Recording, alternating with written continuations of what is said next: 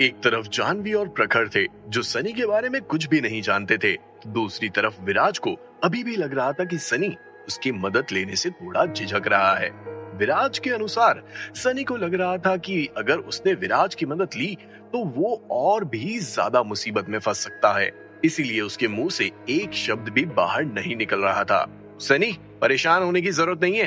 क्या तू मुझे इस औरत की पावर बता सकता है? क्या इस औरत की पावर राणेजा बिल्डिंग की ओनर से भी ज्यादा है? वैसे तो विराज जिंदल परिवार में शामिल हो गया था और अगर चाहता तो जिंदल परिवार का भी नाम ले सकता था, लेकिन अगर वो जिंदल परिवार का नाम लेता तो वो औरत डर जाती और सनी भी उसकी आइडेंटिटी को ठीक से नहीं समझ पाता। ऐसे मौके पर विराज ने जानवी के परिवार का नाम लेकर उस औरत की पावर भांपने की कोशिश की थी। राणेजा बिल्डिंग उस कंपनी को तो मैं 2 मिनट में खरीद सकती हूँ। ऐसी कंपनी का नाम लेकर मेरी इज्जत की तौहीन ना की जाए तो बेहतर होगा।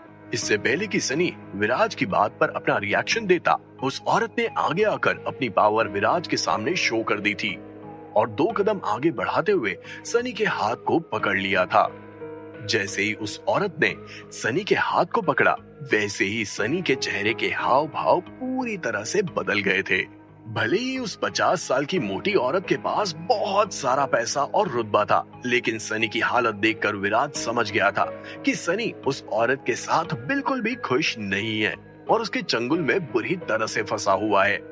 तुरंत विराज आगे बढ़ा और उसने उस औरत को जोर से धक्का देते हुए कहा, मेरे भाई ने अभी तक कुछ भी नहीं बोला है, तुम्हें बार बार बीच में बोलने की क्या जरूरत है? विराज के हाथ का धक्का इतना जोरदार था कि उस मोटी औरत का बैलेंस बिगड़ गया और लड़खड़ाते हुए वो पीछे खड़ी कार से जा टकराई।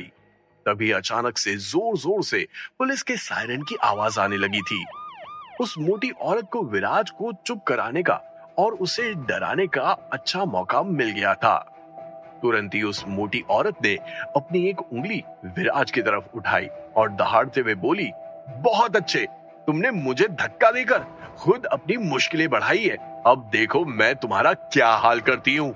ये बोलते हुए उस मोटी औरत ने अपना फोन बाहर निकाला। किसी को नहीं पता था कि उसने किसको कॉल किया, लेकिन सामने से जोर जोर से चिल्लाने की आवाज आ रही थी। अगर उसने सामने वाले इंसान को गुलमोहर गार्डन के बाहर बुला लिया तो विराज, जानवी, प्रखर और सनी की शामत आना तय थी। शालिनी जो हाल ही में ठीक हुई थी, वो अभी तक कार से बाहर भी नहीं निकली थी। जैसे ही जानवी को पता चला कि यहाँ की सिचुएशन और भी खराब हो सकती है, जानवी ने कार को तुरंत ही लॉक कर दिया था, जिससे शालिनी को कोई नुकसान ना पहुंचे। मामला पूरी तरह से बिगड़ गया था। सनी के चेहरे पर अपॉलजीज वाला लुक आ गया था। सनी के कदम उस मोटी औरत की तरफ बढ़ने लगे। सनी चाहता था कि वो मोटी औरत काम डाउन हो जाए, जिससे विराज और उसके दोस्तों को किसी मुसीबत का सामना ना करना पड़े। बात सिर्फ उस मोटी औरत के पैसों की नहीं थी। उस मोटी औरत ने सनी को भी खरीद रखा था। सनी उस मोटी औरत की रग रग से वाकिफ था। सनी जानता था कि उस मोटी औरत के कनेक्शंस कहां-कहां और किसके साथ है। अगर उस मोटी औरत को समय पर नहीं रोका गया तो माहौल पूरा खराब हो सकता था। विराज भाई, मैं निकलता हूँ, तू मेरी चिंता मत कर, सब ठीक है, अपन बाद में मिलते हैं। इससे पहले कि सनी अपनी पूरी बात रख पाता, प्रखर ने बीच में बोलते हुए उसे टोक दिया था। अरे भाई, तू परेशान मत हो, विराज के लिए ऐसे मैटर को हैंडल करना बाएं हाथ का खेल है। इससे कोई फर्क नहीं पड़ता कि ये औरत कौन है, ये यूजलेस है, तू परेशान मत हो। हालांकि प्रखर सनी की परफॉर्मेंस से बहुत डिप्रेस्ड था, क्योंकि सनी की तरफ से प्रखर को वो नहीं मिल रहा था जो वो सनी से एक्सपेक्ट कर रहा था। लेकिन उसके बाद भी प्रखर ने सनी का साथ देते हुए उसे लड़ने के लिए प्रोत्साहित कर डाला था। हालांकि जब सनी उस मोटी औरत से प्लीड करने के लिए आगे बढ़ा तो उस मोटी औरत का इंप्रेशन भी सनी को अब छोटा दिखने लगा था। जब सनी ने विराज के मुंह से राणेजा बिल्डिंग का नाम सुना तो सनी को लगा कि इतने सालों की मेहनत में विराज ने कुछ ताकत हासिल की है। उसके चेहरे पर एक्साइटमेंट देखी गई थी, लेकिन उस औरत के मुंह से निकले शब्दों ने उसकी एक्साइटमेंट पर पानी फेर दिया था। लेकिन जब प्रखर भी सनी के साथ खड़ा होता हुआ नजर आया तो सनी को एक अलग ही ऊर्जा महसूस होने लगी थी। उसे विराज की काबिलियत पर यकीन नहीं हो रहा था। एक लड़का जो कुछ साल पहले कचरा उठाता था, वो आज 100 करोड़ की कंपनी की बात कर रहा था। उसके पीछे पीछे उसके दोस्त भी विराज की तारीफ के पुल बांधने में लगे हुए थे। विराज, क्या तू सच में राणेजा? इससे पहले कि सनी अपनी बात विराज के सामने रखता, विराज ने तुरंत ही सनी को टोकते हुए कहा, हाँ बिल्कुल, तभी तो कह रहा हूँ कि तुझे परेशान होने की जरूरत नहीं है। ये औरत जो कोई भी है, लेकिन ये मुझे हाथ तक नहीं लगा सकती है। जैसे ही सनी ने विराज के मुंह से ये शब्द सुने, वैसे ही उसका शरीर कांपने लगा था।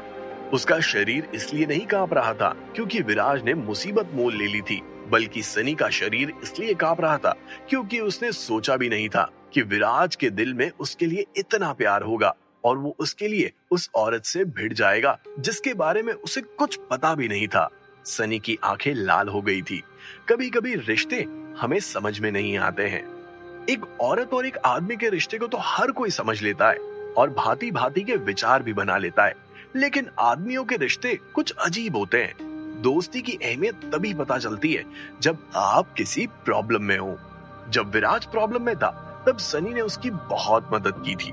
भले ही सनी अपने सुपरमार्केट का सामान विराज को नहीं देता था, लेकिन सनी विराज के लिए कचरा स्टोर करके रखता था, जिससे विराज ने 2 पैसे ज्यादा कमाए। आज जब सनी को विराज की जरूरत थी, तो विराज पीछे कैसे हट सकता था? लेकिन सनी ये यकीन नहीं कर पा रहा था कि इतने सालों बाद उस मदद को, उस दोस्ती को विराज भूला नहीं था, बल्कि पूरे रिटर्न के साथ चुका रहा था। विराज अब सनी के पास आकर खड़ा हो गया था, जैसे मानो अपने भाई को हर बुरी चीज से बचाने का प्रण उसने ले लिया हो। दूसरी तरफ सनी का दिमाग चलना बंद हो गया था। उसकी आंखों से आंसू बहने लगे थे। उसे विश्वास नहीं हो रहा था कि उसकी दोस्ती सफल हुई थी।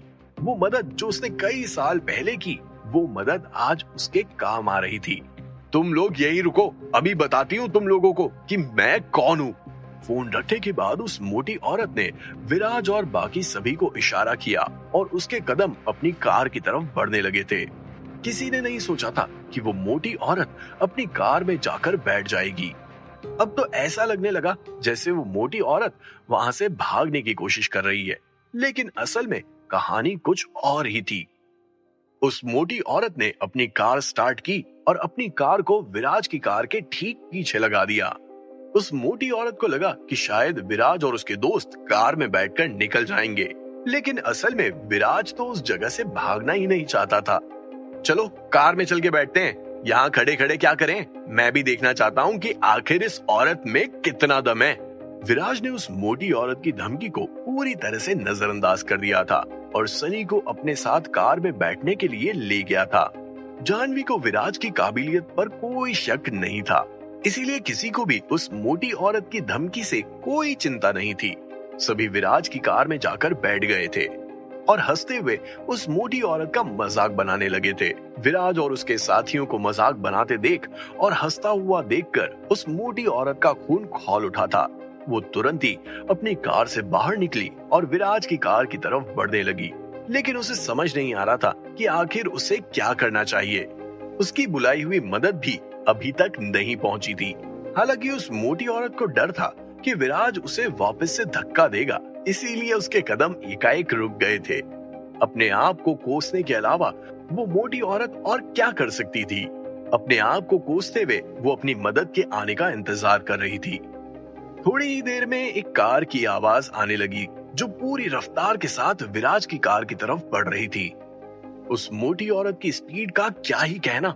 जैसे ही उसने देखा कि उसका बैकअप आ गया है, वो और भी ज्यादा बोल्ड हो गई थी और भागते हुए विराज की कार पर कूद पड़ी थी। उसके शरीर की फूर्ति देखकर कोई ये नहीं कह सकता था कि उसकी उम्र 50 साल की होगी। क्या हो गया बच्चा पार्टी, डर लग रहा है? चुपचाप कार से बाहर आओ, कार में छुपने की कोई जरूरत नहीं है। ये बोलते हुए उस मोटी औरत ने अपना हाथ खिड़की पर जोर से मारा और देखते ही देखते विराज की कार के शीशे पर दरक आ गई थी। दूसरी तरफ से वो तेज रफ्तार वाली कार अभी भी विराज की कार की तरफ ही बढ़ रही थी। ऐसी सिचुएशन में जब सनी ने प्रखर और जानवी को देखा तो उसे पूरा यकीन था कि विराज के पास अब बहुत ज्यादा ताकत आ गई है। लेकिन जब उस मोटी औरत के एक मुक्के ने विराज की कार के शीशे को हिला डाला तो सनी की सांसें ऊपर नीचे होने लगी थी। जब सनी ने देखा कि उस मोटी औरत के लोग उनकी तरफ आ रहे हैं तो सनी बहुत ही ज्यादा नर्वस हो गया था। परेशान मत हो, कुछ भी नहीं होगा। तुम सब कार में इंतजार करो, किसी को भी कार से बाहर आने की जरूरत नहीं है। उस मोटी औरत के बेबाक हरकतों के बावजूद भी विराज के चेहरे पर कावर्डनेस नजर नहीं आ रही थी। विराज ने जानवी, प्रखर, शालिनी और सनी को कार में ही रहने के लिए कहा और खुद दरवाजा खोलकर कार से बाहर निकल गया था। मेरी बहन, हम लोग आ गए। तुमने हमें इन चूजों के लिए बुलाया है? अच्छा बताओ, इन्हें कैसे मरते हुए देखना चाहती हो? जब विराज कार से बाहर निकला तो उस मोटी औरत के लोगों ने उस मोटी औरत को पूरी तरह से घेर लिया था और उस मोटी औरत के सामने अपनी डींगे हाँकने में लगे थे। मार डालो इन सभी को, जो भी होगा वो मैं संभाल लूंगी, लेकिन कोई भी जिंदा नहीं बचना चाहिए। जब उस मोटी औरत ने देखा कि उसके लिए मदद आ गई है तो उसके चेहरे पर अलग ही लेवल का कॉन्फिडेंस आ गया था और उस कॉन्फिडेंस के साथ उस मोटी औरत ने अपने आदमियों को विराज और उसके साथियों को मारने का हुक्म दे दिया था। क्या होगा आगे? आखिर अब विराज क्या करने वाला था? कौन थी वो मोटी औरत? उसे बचाने के लिए कौन आया था? क्या शोभराज जिंदल के वो 4 बॉडीगार्ड्स बीच में आकर उनका खेल बिगाड़ देंगे? आखिर ये लोग किसके आदमी थे? पाटिल खानदान के या फिर हर्षल राजवर्धन सिंह के? क्या विराज उनका मुकाबला कर पाएगा? अगर हाँ तो कैसे? अगर नहीं तो विराज और उसके साथियों के साथ क्या होने वाला था? क्या पहली बार विराज किसी मुसीबत में फंसने वाला था या फिर हर बार की तरह वो इस मुसीबत से निकलने वाला था? जानने के लिए सुनिए कैश ऑन माई माइंड, सिर्फ और सिर्फ पॉकेट एफएम पर।